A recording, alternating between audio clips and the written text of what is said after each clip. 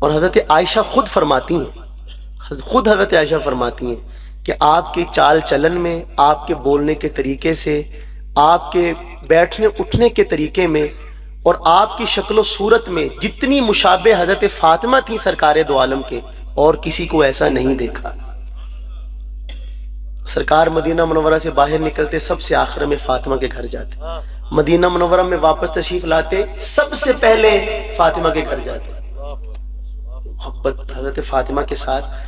بہت افسوس سے مجھے یہ کہنا پڑ رہا ہے کہ ہماری مجلسوں میں حضرت سیدہ فاطمہ کا ذکر بہت کم ہے، اور اگر کرنے کا موقع مل بھی جائے تو چہرے پر وہ خوشی محسوس نہیں ہوتی جو ازواج مطہرات کے ذکر سے خوشی محسوس ہوتی ہے۔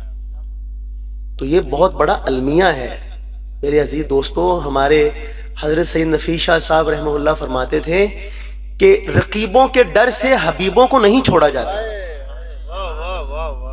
رقیبوں کے ڈر سے حبیبوں کو نہیں چھوڑا کرتے۔ اگر اہل تشیع حضرت علی کا نام لیتے ہیں تو لیتے رہیں، لیکن ہمارے لیے حضرت علی کی شان میں کوئی کمی نہیں۔ علی کی شان سبحان اللہ۔